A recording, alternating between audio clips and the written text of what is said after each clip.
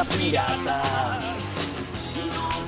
¿Cómo extraño el breakdance? Yo les cuento una cosa, yo era especialista en breakdance. No sé si ha observado mis movimientos. Pero iba...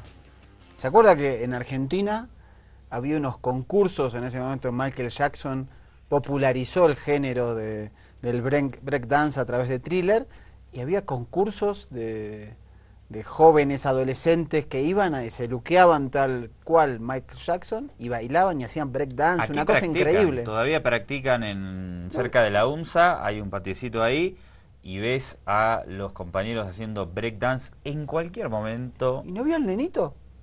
Hay una pulguita que debe tener 6, 7, 8 años, que a veces está en la San Francisco y a veces también ahí en la parte de la UNSA y en esa placita, y es un crack.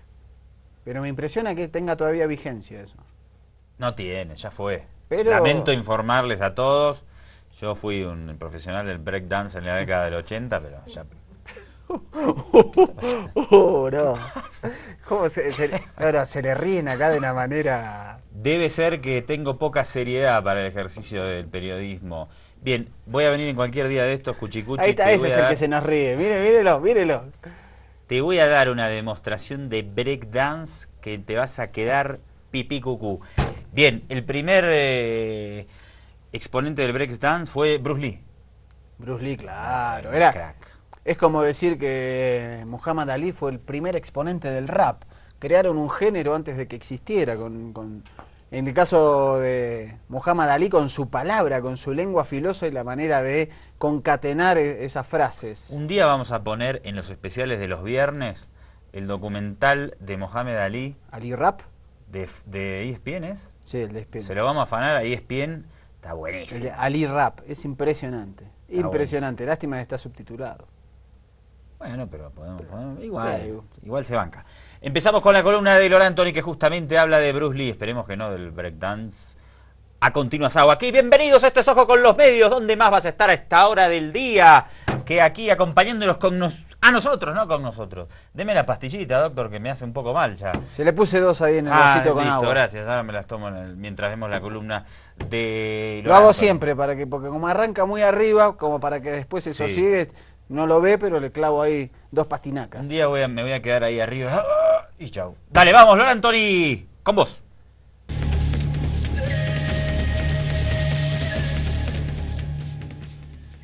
Comandante Salari, doctor Mariano, este año se cumplen ya 40 años pues, de la desaparición de un ícono en los medios, sobre todo en las películas de artes marciales.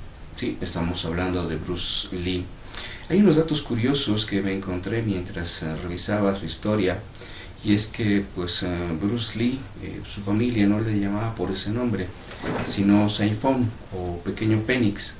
Esto por una creencia de que se creía que en la familia Lee los espíritus no querían hijos varones, así que surge este mito a raíz de eso. Bruce Lee perdió su única pelea a los 13 años. Siempre fue un mal estudiante, por ejemplo, y por eso se metía en muchos problemas y en peleas callejeras.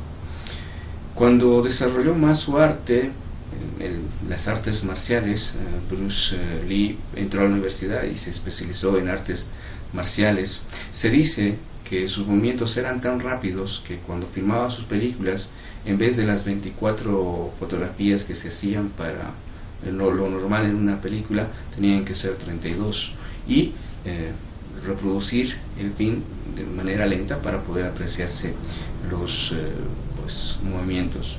Fallece en 1974 de manera misteriosa, lo que hace que su leyenda persista. Ojo con los medios, ojo con la... Ojo con Bruce Lee. Qué malas son las películas. Es un crack Bruce Lee, pero yo no, las películas... Y pasa que esos ya son clásicos, bueno, en la época, es como las películas de Armando Bo.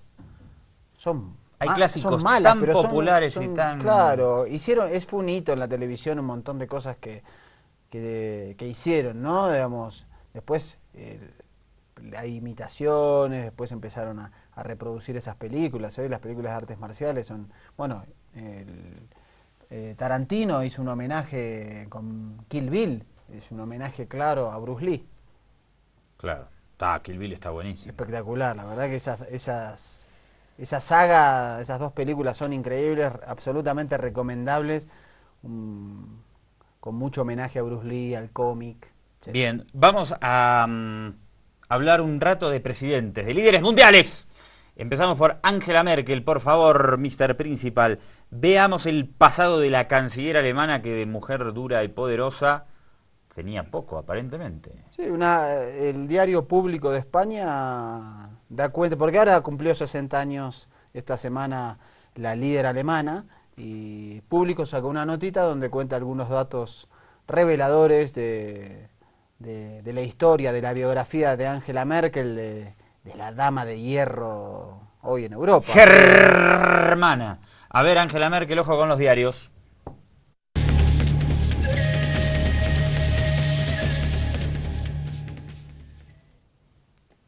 Angela Merkel tiene un pasado ocupa. Dice, la canciller alemana ofrece esta confesión en una entrevista que publica este fin de semana la revista del diario Süddeutsche Zeitung, no sé cómo se dice, sobre la generación del 68, que cuenta que cuando llegó a la capital, procedente de Leipzig, a finales de los 70, Merkel vivió ilegalmente durante una temporada en Berlín Este, concretamente en el número 24 de la calle Marienstraße, situada a 5 minutos de lo que hoy es el lujoso barrio gubernamental. También la califica como una copa light, es decir, no... ¿Pero era ocupa por filosofía o era ocupa porque no tenía plata para pagar el alquiler? Como cuántos jóvenes que fuimos que no tuvimos para pagar el alquiler. Fue medio más una cuestión filosófica, una cuestión de probar, de experimentar esa vida. Lo hizo durante unos meses simplemente, cuando se instaló desde su pueblo a Berlín, y bueno, ahí cuentan un poquito de este pasado. Bueno, ¿quién no tuvo un pasado rebelde, no? Como Bill Clinton, que dice que fumó marihuana pero que no se tragaba el humo, una declaración que no entiendo mucho, pero bueno. No, Bill Clinton fue rebelde también. Sí, pero cuando hice esa declaración... Todos fueron rebeldes. Fíjese, señor director, acá sí puede ponerme mi computadora. Si usted es tan amable, vamos a hacer un ejercicio de la memoria. Fíjese, lo publica el diario Clarín de Argentina. Yo voy a ir con el cursor poniendo algunas fotitos. Mire, aquí fácil. Sí. Para quienes nos ven a través del Avia Yala, vamos a ir comentando aquí. Nuestro comandante... Hugo Chávez cuando entró al colegio militar. A su lado, la joven... Ay, pelo corto... A ver, Cuchicuchi, arriesgue. ¿Quién es? No se ría, vengan, A ver, vamos Víctor, a hacer el ejercicio, por favor. Nuestros camarógrafos van a... Ahí está. Hugo Chávez acá. Tiki tiki, ¿lo ves? Acá a la derecha. No. No, señores. Angela Dorothea Merkel, canciller federal de Alemania. Arriba de ella, acá. Sigan mi cursor. Fácil. La única rubia que hay hoy mandataria. ¿Quién es? ¿Quién es? ¿Quién es? La señora Bachelet, dice Cuchicuchi, muy bien. Michelle Bachelet Geria, actual presidenta de Chile. A su izquierda ese nerd, el es? niño con cara de nerd, con todo respeto, el señor Mariano Rajoy. El de al lado no lo saca nadie. ¿Este? ¿Quién dice? Harry Potter dice la de... ¿Quién es el de sombrero? Rebelde, joven rebelde. Afro rebelde. Barack Obama, presidente de los Estados Unidos. El otro joven más acá. Ese es fácil. Ese es muy fácil, es el que no se quiso subir a los avioncitos para ir a Vietnam. Pero después con sus halcones gallináceos armaron George W. Bush. una guerrita interesante. El de abajo, ¿quién era? Ya me olvidé. Haciendo el signo de todo ok. ¿Santos? Silvio Berlusconi. Berlusconi. Que ya era un piola, un joven piola era. Y el de al lado por el perfil se nota también quién es. Y este, Luis Ignacio Lula da Silva. Luis Ignacio Lula da Silva, expresidente de Brasil. Volverá a la presidencia de Brasil. Lula. Ahora está encabezando las encuestas Dilma Rousseff holgadamente, por cerca de 37, 38 puntos, sacándole más de 20 puntos al segundo. Qué belleza la mujer que está arriba, Y aquí, al lado de Fidel Castro. Los rebeldes, acá al margen derecho abajo. ¿Quiénes son? ¿Usted lo sabe en su casa o no? Esos son los cantantes de Mamas ante Papas, ¿no? Son nada más y nada menos, no me abre la ventanita. Acá Ahí está. Bill Clinton y Hillary Clinton. Con barba como si... un hippie, Bill. Un hippie Al total final, con ese... Espera, ¿qué pasa? Que somos todos rebeldes a los 20, 30 y después somos todos garcas o qué? ¿Cómo es la onda? De onda lo digo, ¿no? Aquí, a ver, vamos a ver si lo dejamos cromados. Córrase un poco, déjalo cromado, Wilson, a ver si... Voy subiendo a ver si se ve. No, no se ve bien. No se va a llegar. Pero baje un poco, quiero que mostremos... Vamos a pantalla la completa, belleza, pantalla completa. La belleza de la presidenta argentina a sus 20 años. Mire esa ¡Aguante foto. Cristina, la comandante! Eso. Cristina mire Elizabeth lo que es. Fernández de Kirchner, una niña. Wow. Estudiante de abogacía en la combativa ciudad de La Plata en los años 70. Y este niño que aparece acá, Uy, que vos decís, me da miedo. tiene 9 años, pero con este no te metas. Sí, tiene una mirada... ¿Sí o no? Una mirada de no te metas conmigo. Es nada más y nada menos que Vladimir Putin. Muy bien, Cuchicuchi. Presidente de la Federación Rusa. A ver, Cuchicuchi, a su izquierda, A ver, Cuchicuchi. la dama joven. ¿Quién es?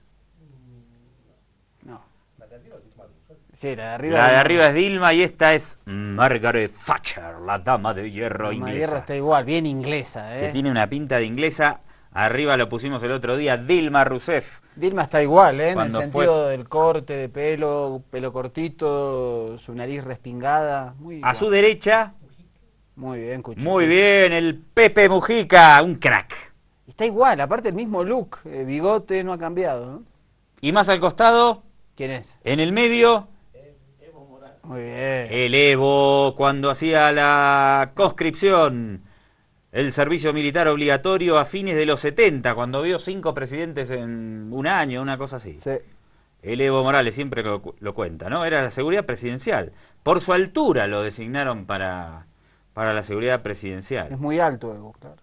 Y aquí el joven también rebelde, parece. Parece, sí. Del mayo del 68, ¿no? Nicolas Sarkozy, expresidente francés, y a su costado otro joven rebelde. Pero este siguió siendo rebelde durante la presidencia, por suerte. Nuestro querido Néstor Carlos Néstor Carlos Kirchner. Y aquí, ¡ching!, al lado de Cristina, Kirchner. Comandante Fidel. el comandante Fidel, antes o después del asalto al Moncada, cuando no usaba barba. Empezaron a usar barba, recuerden, cuando los jóvenes del ejército rebelde ingresaron a la Sierra Maestra en noviembre, diciembre de 1956. Empezaron a usar barba, Fidel, el Che, Raúl y todos los jóvenes del ejército rebelde, y después la barba se transformó en un símbolo de esa rebeldía y la mantuvo hasta el día de hoy. Aguante Fidel, aguante varios de los que están acá. Está Mandela también, Peña Nieto, que no lo pusimos. Las fotos de los presidentes de jóvenes. Bien, algunos Peña Nieto es el que está al lado de Fidel Castro, ¿verdad? Acá está Peña Nieto, presidente de México. Dice que es el sex symbol de los presidentes de la derecha, ¿no? Y abajo Nelson Mandela, justo que hoy se ha conmemorado el día de Nelson Mandela por su natalicio, hubiese cumplido 96 años el día de hoy, el gran Madiba.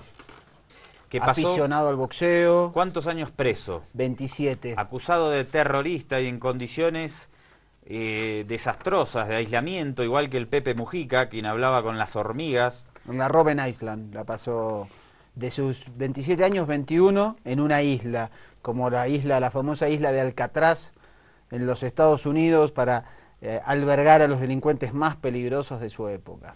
Bueno, por ahí estaba también comentarios de mucha actualidad que podemos hacer sobre estos personajes. Estaba Vladimir Putin de niño. Interesante también ver cómo eran esas imágenes de jóvenes y compararlos ahora, ¿no? Sus estilos, ¿no? Porque como que uno ve que Peña Nieto, Rajoy, Bush, no han cambiado mucho. Es decir, se los ve como muy atildados, o Margaret Thatcher, muy parecidos. Y los otros tienen como... Fueron jóvenes conservadores. Claro. quizás fueron más coherentes, ¿no? Que Sí, otros. no es el caso de Barack Obama, que pone No, la Barack pantalla Obama- completa. Barack Obama es un impresionante. canchero bárbaro. Impresionante. Un Esa canchero, foto es sí. espectacular. ¿Sabe a qué me hace acordar? A Ernest Hemingway disfrutando de Cuba ahí, en su isla amada. Ese estilo con el sombrerito, fumando. Barack Bueno, Obama yo son creo que es incomparables, un ¿no? personaje interesante. Vamos a ver cómo recordamos al presidente de Estados Unidos y qué papel va a jugar cuando ya abandone la presidencia. Porque, por ejemplo, Jimmy Carter, una vez que terminó su mandato, ha cumplido una labor interesante políticamente en favor del progresismo en diferentes países del mundo. Pero creo que su mandato también fue un mandato progresista. No creo que podamos hallar en todo el siglo XX un presidente norteamericano más progresista que Jimmy Carter, quien se la jugó bastante también en muchos casos de detenidos desaparecidos en el Cono Sur, ya que le tocó lidiar con casi todas las dictaduras. Y lamentablemente la crisis de los rehenes en Irán le costó su reelección ante el ultraconservador Ronald Reagan. Algún día vamos a contar esa historia. Tantas cosas hay para contar y para hacer memoria que son realmente interesantes, de cómo los aparatos de inteligencia estadounidense, en cooperación con la campaña del Partido Republicano, del que George Herbert Bush, el padre del último Bush, había sido el jefe de inteligencia de la CIA en el año 76, cómo armaron toda una operación para desgastar la imagen de Carter y que no lograra la reelección. ¿Cuándo fue? ¿En diciembre del 79 o del 80? La elección fue en el 80. En diciembre del 80.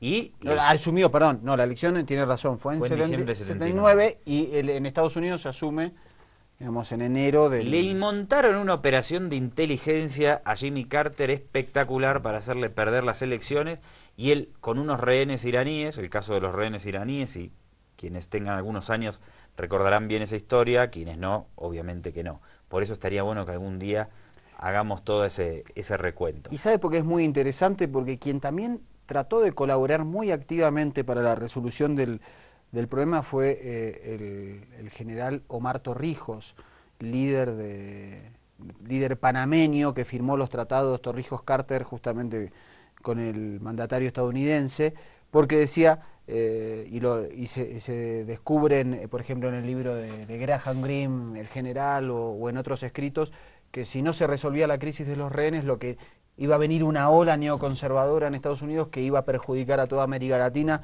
Ya lo estaba viendo Torrijos y le ofreció a Carter incluso ser de mediador, incluso trajo al viejo dictador iraní a Panamá. El Reza Pahlavi. Exactamente, estuvo en Panamá alojado durante su exilio, es decir, hizo un montón de gestos porque se dio cuenta que podían correr peligro los tratados, corría peligro América Latina. Hay una película que ganó el Oscar, ¿no?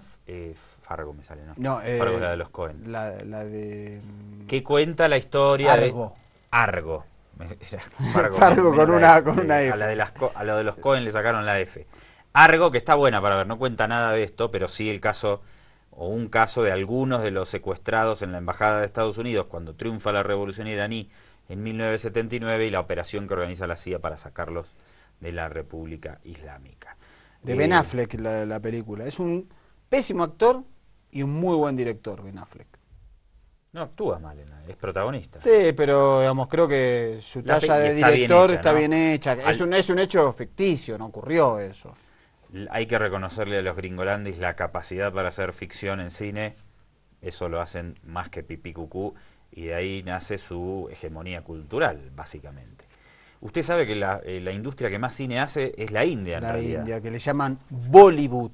Bollywood. Fíjese que el país que más cine hace es la India. ¿Cuántas películas de la India llegan a los cines de La Paz? Es más, no, ninguna. Ninguna. Es más, si uno se pregunta qué película hindú recuerda, es Slumdog Millionaire. Quisiera ser millonario. Exactamente, es terrible. Bueno, hay muy buen cine, digamos, China también produce mucho cine, Irán produce mucho cine. Yo creo que... también es el corset cultural, digamos.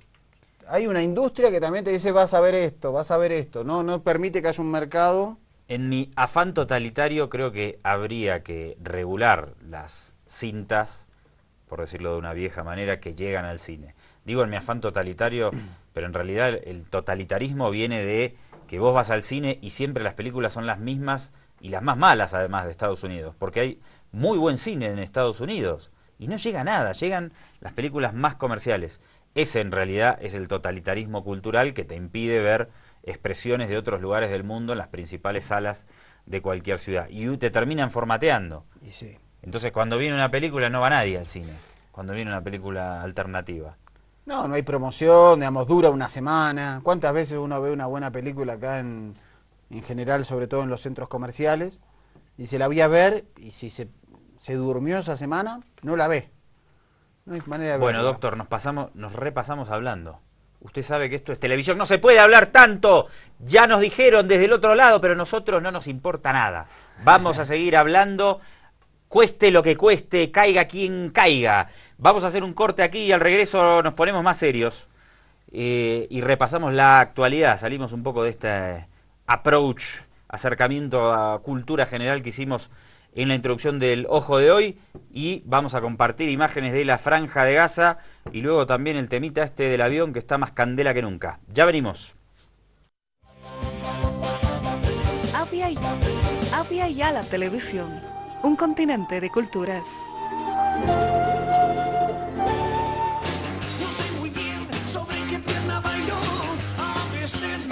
Segundo bloque de Ojo con los Medios y como ya hablamos muchísimo en el primero, presentamos, porque tenemos muchísimo material para compartir con ustedes. Doctor, ¿por dónde empezamos? Sí, se está desarrollando la incursión terrestre de Israel en la Franja de Gaza. El reporte que vamos a ver en este momento va a indicar que fueron 20 muertos por esta incursión terrestre, pero la realidad es tan terrible que ya son 40 los muertos.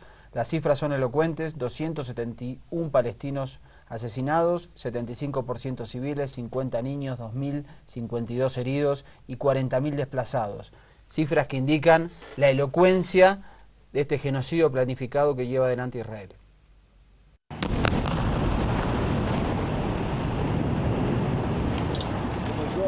Los peores temores de los habitantes de Gaza y de la comunidad internacional se han materializado. Israel lanzó anoche la anunciada incursión terrestre contra la franja, una ofensiva que se ha cobrado ya la vida de más de 20 palestinos, entre ellos un bebé, y de un soldado israelí. Con estas nuevas muertes, el número de palestinos fallecidos desde el pasado 8 de julio supera los 260, 2/3 de ellos civiles. Más de 2.000 palestinos han resultado heridos en los ataques israelíes.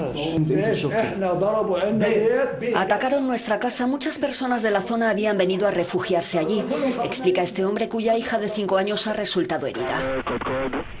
Apoyada por la aviación y la artillería, la infantería israelí atacó durante las primeras horas de la incursión terrestre más de un centenar de posiciones islamistas, sobre todo lanzaderas de cohetes y túneles. Israel ha pedido la movilización de otros 18.000 reservistas para la operación terrestre en Gaza. Nada más iniciarse, Hamas advirtió a Israel de que pagará un alto precio por su decisión. Un civil israelí murió esta semana por el impacto de un cohete palestino. Y de nuevo surge la denuncia en contra del uso de armamento prohibido por parte de Israel. El reporte es de Hispan TV. Aumentan las sospechas de las organizaciones de derechos humanos y el Ministerio de Salud de la Franja de Gaza sobre las posibilidades de que el ejército israelí esté utilizando munición Daim contra los civiles palestinos. Desde el comienzo de la operación militar israelí sobre la franja, muertos y heridos palestinos presentaron amputaciones de miembros de su cuerpo, aunque no hubiera señal de metralla. Tengo que subrayar que la examinación de las heridas es una fuente limitada de reconocimiento del tipo de la causa de la herida. Hemos tenido heridas con graves amputaciones sin detectar metralla o pedazos metálicos y con grandes quemaduras. Esto es compatible, podría ser compatible con las heridas causadas por el Daim. El Daim son las siglas en inglés de explosivos de metal inerte denso, unos explosivos que tienen un relativamente pequeño pero efectivo radio de acción. Su metal inerte, compuesto de polvo de carbono entre otros tipos de metal, se vuelve activo químicamente dentro del cuerpo humano, destruyendo los tejidos y los huesos y causando cáncer. El Daim, inventado por los Estados Unidos, solo ha sido probado según observaciones por el régimen israelí con los palestinos. Hay grandes sospechas de que los israelíes estén utilizando Daim para causar grandes matanzas de palestinos. La gran cifra de muertos y heridos lo explica. Todos los profesionales estiman que el Daim ha sido utilizado. Utilizar este tipo de armas contra civiles está prohibido. El doctor Gilbert explicó a Hispan TV que parar inmediatamente la matanza de civiles en Palestina es más importante que el tipo de armas que estén siendo utilizadas, y es que el 80% de los muertos son civiles que sufren bombardeos arbitrarios y sin sentido. Estaba en la calle, de repente los obuses comenzaron a caer. Mi hermano estaba corriendo y pidiéndome que me escondiera. Nos escondimos en la esquina de la entrada de una casa, pero un obús me cayó cerca y la metralla me rompió la pierna. Una vez más, a pesar de las críticas e informes humanitarios de anteriores guerras, el régimen israelí vuelve a infringir las leyes internacionales. Musab Bashir, Hispan TV, Franja de Gaza. Son muy fuertes las imágenes, disculpen a quienes puedan sentirse afectados, pero es la realidad de la masacre que está cometiendo el Estado israelí en contra del pueblo palestino en la Franja de Gaza, bajo la excusa de atacar al grupo islámico Hamas, grupo político militar, que además, hasta ahora no hemos hablado nada de Hamas. Ganó las elecciones de manera democrática y mayoritaria, viene ganándolas desde el año 2005-2006, si no me equivoco. También obviamente tiene su brazo militar. Y que además hace unos meses hubo un acuerdo entre Al-Fatah, quien gobierna en Cisjordania, la Autoridad Nacional Palestina y Hamas, y crearon un gobierno unidad. Es decir, ya no está esa división entre Gaza y Cisjordania, sino que hay un gobierno de unidad que reúne a todos los palestinos. Lamentablemente, parece que la democracia para algunos funciona cuando les conviene. Cuando no les conviene, no aceptan que ganen las elecciones, es quien el pueblo decide. Bueno, y a raíz de, por ejemplo, vimos imágenes muy fuertes, y obviamente que una de las principales batallas también en conflictos como este es el del manejo de la opinión pública. Y como nosotros estamos aquí para analizar de cerca el papel de los medios de comunicación, les invitamos a compartir la siguiente información, luego comentamos.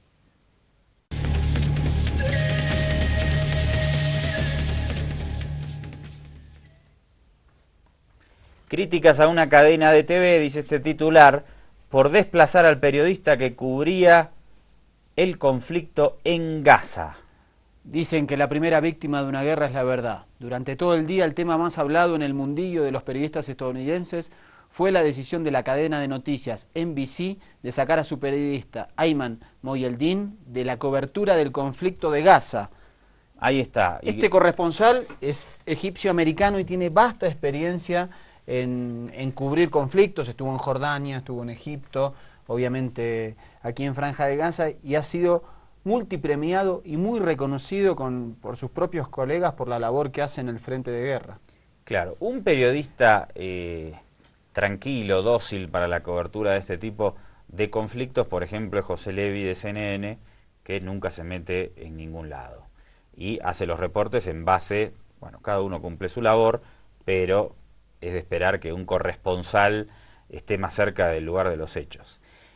Cuando aparecen comunicadores que se acercan, que van, que muestran las víctimas, que muestran el dolor de la gente, que muestran los resultados de los bombardeos israelíes, en este caso para la cadena NBC o NBC de Estados Unidos, ahí ya es un problema, y cuando empieza a molestar demasiado o a evidenciar demasiado la verdad, para afuera. Ese es el marco de la libertad de expresión que existe en Estados Unidos y en todo el mundo.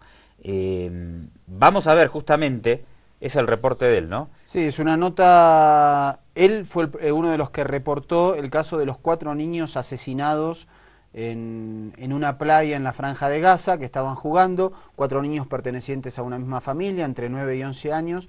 También él activamente sube sus videos y sus fotos a YouTube, a su Facebook, a Instagram y a Twitter, o sea que también lo pueden seguir por esos lugares, y parece que esa fue la nota la que terminó derivando en su salida y en que lo cambien por otro corresponsal, que además fue con un productor, un corresponsal que ahora solamente está en Tel Aviv, y que fue con un productor extrañamente que no habla árabe. y el corresponsal solo habla en inglés. Vamos a ver entonces la crónica que le costó el puesto al corresponsal que estaba enviado especialmente a cubrir este conflicto en la Franja de Gaza de una de las grandes cadenas estadounidenses.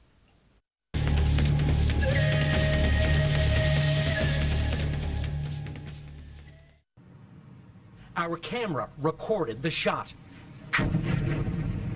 An Israeli shell smashing into a Gaza City port. It was broad daylight. There was no warning. It wasn't the precision war Israel says it's fighting. A group of boys, cousins, playing on the beach, now were running for their lives. Ahí está el relato, creo que no hace falta ni hacer la traducción. Sigamos con el relato. Israel claimed it was firing on Hamas militants at the port, but the dead were 4 young boys. Several others from the same extended family were wounded, including Mu'tasim. He managed to crawl up the beach to a nearby hotel. Medics rushed the boys to a hospital. Parents started to arrive, unsure what happened, but expecting the worst. A mother asked, "Where is my son? Where is my love?" Then her worst fears came true. "Pray for your son. Pray for your son," a relative told her. "He is now a martyr." As word spread, the other boys' families arrived. "What were the boys doing?" a father asked. "They didn't have any rockets." "He was my only son," said another. Aquí vemos al propio Moyeldin en la imagen, hablando con uno de los niños heridos. Demasiado cerca de la noticia. "We were playing," Mu'tasim said. "I was with my cousins. Then they died." He was wheeled away for more treatment. Outside, crowds gathered. They wanted to take the boys' bodies to give them a hero's funeral. Grief turned to anger as hundreds joined the procession. In this neighborhood, 4 dead boys became martyrs. Only a few hours earlier, they were just boys playing on a beach. Fuerte la noticia, muy sensible el relato porque estaba ahí cuando ocurrió. La cámara captó el momento del bombardeo, a los chicos que estaban jugando en la playa tratando de huir del ataque israelí, el acompañamiento hacia el hospital, cuando llega la madre, pregunta dónde están sus hijos, descubre que han fallecido algunos de ellos, obviamente se genera el drama familiar en esa escena, entra, habla con uno de los niños heridos durante el bombardeo y tiene palabras sentidas también, ¿no? Termina diciendo que 4 chicos que estaban jugando ahora están muertos. Como les decíamos, demasiado cerca de la noticia, evidentemente, cuando la cobertura de este tipo de material informativo puede afectar los intereses geopolíticos de determinada potencia, entonces se opta por retirar al corresponsal. Fíjense los resultados. La cadena NBC que tenía a este corresponsal no va a tener más reportes así. El corresponsal que ha ido ahora solo va a estar desde Tel Aviv y habla en inglés. O sea, jamás se va a acercar a una víctima palestina a preguntar qué pasó, ni nada que se le parezca. Ahora, yo también me pregunto, doctor, ¿por qué Israel ataca a unos niños jugando al lado de un hotel donde están los periodistas? ¿Quiere que, cómo es? ¿Quiere que además se vea? Dice que en este caso Israel admitió el error. Dice que fue un error de ellos que no, digamos. En otros casos ni siquiera admite que es un error. Dice que la población civil es utilizada por Hamas como escudos y por eso ellos alertan que se vayan de sus casas donde hay objetivos y que la gente no se va porque Hamas se lo prohíbe. En este caso Israel admitió su error. Sin embargo es terrible porque este error derivó en una tregua de 5 o 6 horas y después todo siguió como si nada. Se reportaron hoy 7 niños más asesinados en diferentes circunstancias. Hoy en el Consejo de Seguridad de Naciones Unidas el representante Mansour, el representante palestino, dio los nombres de 4 niños entre 2 y 7 años asesinados por otra bomba de Israel, y esto parece que no tener fin, digamos. Bueno. Decimos, 2/3 de los asesinados son civiles. Esto parece un genocidio planificado, no parece un ataque selectivo a objetivos militares. Pasamos a otro tema, en este caso el avión de Malaysian, que fue derribado, todo aparenta ser por un misil tierra-aire en la frontera ucraniana con Rusia, ¿no? Sí, con la Federación Rusa. Hoy volvió a hablar el presidente de Estados Unidos, Barack Obama. Vamos a escucharlo un ratito, por favor, es la nota número 10, las palabras del presidente de los Estados Unidos y luego algunos comentarios. Vamos.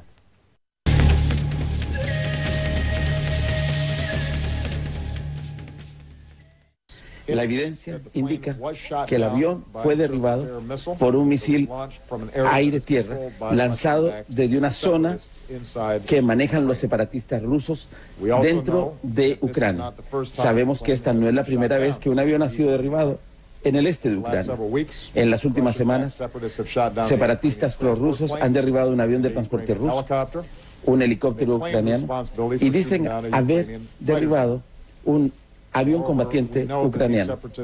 Sabemos que estos separatistas han recibido apoyo continuo de Rusia con armas y capacitación. Incluye armamento pesado y eso incluye misiles. Aquí está lo que tenemos que hacer ahora. Este fue una tragedia global. Un avión asiático fue destruido sobre los cielos europeos con ciudadanos de muchos países. Así que tiene que haber una investigación creíble e internacional sobre lo que ocurrió. El Consejo de Seguridad ha apoyado esta investigación y vamos a decirle a todos los miembros, incluyendo a Rusia. Una de las declaraciones de Obama realizaba un llamado de atención a Europa, que es reticente a imponer sanciones a Rusia por su papel en Ucrania. Las implicaciones geopolíticas de este caso, vamos a seguir con el material y luego algunas valoraciones más. Rusia también habló hoy, porque hoy fue el Consejo de Seguridad fue intenso, estuvo el tema palestino, pero estuvo también este tema, y Rusia se defendió porque está siendo atacada durísimamente por este caso. Hay que realizar una investigación imparcial y abierta. No hay que presionar a los investigadores intentando prejuzgar los resultados con declaraciones e insinuaciones. La situación es complicada, por lo tanto lo que procede es crear una comisión internacional bajo los auspicios de la OACI. Señor presidente, cualquier persona normal no se planteará la pregunta de por qué los controladores aéreos ucranianos han mandado a un avión a una zona de combate, una zona donde la aviación se utiliza para ataques, sobre todo contra objetivos civiles, y donde hay en funcionamiento sistemas de defensa antiaérea. La garantía de la seguridad de la aviación civil es responsabilidad del Estado en cuestión. Conforme a las normas internacionales, el país cuyo territorio se ve sobrevolado. Rusia se defiende, está por detrás esta acusación que le comentábamos ya anteriormente de querer responsabilizar a Moscú, ampliar las sanciones, ampliar el despliegue militar para rodear a Rusia. No se sabe muy bien qué implicancias puede llegar a tener este caso. Lo cierto es que, como veíamos, Obama habló hoy, habló ayer también, y eso tiene un alto significado porque es un avión que se cayó en medio de Ucrania. Teóricamente, a quien deberíamos ver en los medios de comunicación haciendo valoraciones sobre este caso es al gobierno de Ucrania y, en todo caso, al gobierno ruso. Vamos a ver un diálogo en donde presumiblemente separatistas prorrusos de Ucrania se atribuyen el derribo de este avión. Lo compartimos con ustedes y luego algunos comentarios adicionales.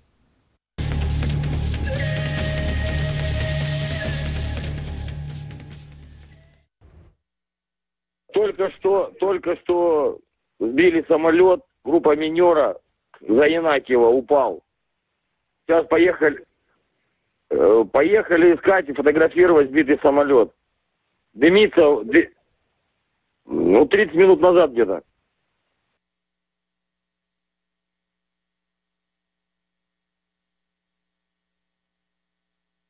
Да, майор. Значит, это Чернухинские сбили самолет. Кто сбил? С Чернухинского блокпоста. Казаки, что на Чернухина стоят.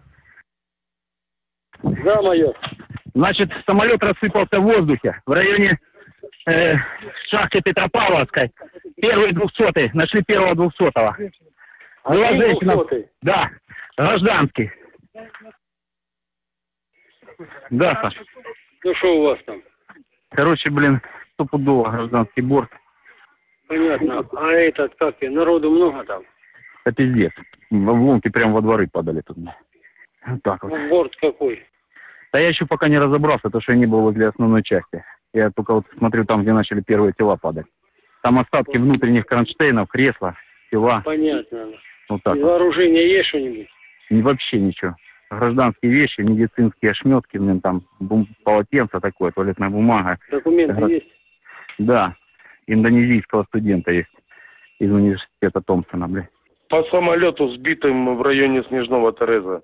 Ну? Это оказался пассажирский. Упал в районе Грабова, там море трупов, женщины, дети. Сейчас казаки там смотрят это все дело. По телевизору передают вроде бы как этот, Ан-26 украинский транспортник. Но, говорят, написано на нем малазийские авиалинии. И что он делал на территории Украины? Ну, значит, завозили шпионов, не знаю. Понял. Не будет так, блядь, сейчас война идет, блядь. Bueno, a ver, para contextualizar un poco esto, ya lo comentábamos en la emisión anterior, pero para los que no la vieron. Hay un conflicto armado en Ucrania, hubo un golpe de Estado avalado por Estados Unidos para remover al gobierno prorruso y ahora hay un enfrentamiento armado entre el ejército regular ucraniano, cuya sede es Kiev, su capital, y separatistas que se identifican más cercanos a Rusia.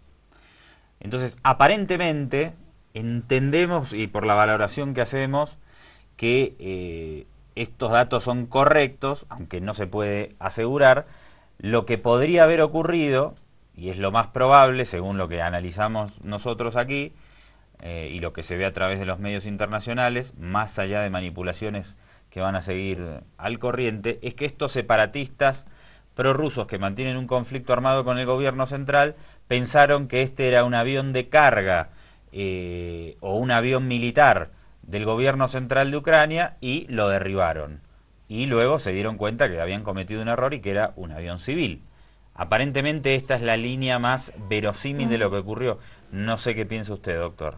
Sí, suena verosímil eso, teniendo en cuenta que también en el último mes los separatistas habían logrado derribar 2 aviones militares y un helicóptero ucraniano.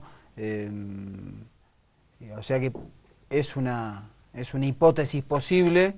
De todas formas hay que tener cautela, se han recuperado, dicen, las cajas negras y se hará una investigación independiente. Esto sí creo que puede tener consecuencias geopolíticas y puede dar un viraje muy fuerte, si esto se confirma, en el conflicto que se da entre Ucrania y los sectores del sur y el este de ese país que quieren anexarse a Rusia.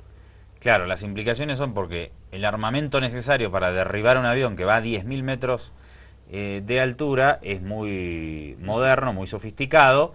Y claro, entonces lo que se sobreentiende es que el armamento de estos separatistas se los provee Moscú. Entonces ahí está el problema para Rusia. Ahora van a salir a atacar todos a Rusia diciendo que Moscú le brinda el armamento a estos terroristas que no solo lo usan para fines militares, sino que derriban aviones civiles. Resumidamente. Corte aquí, último bloque, al regreso.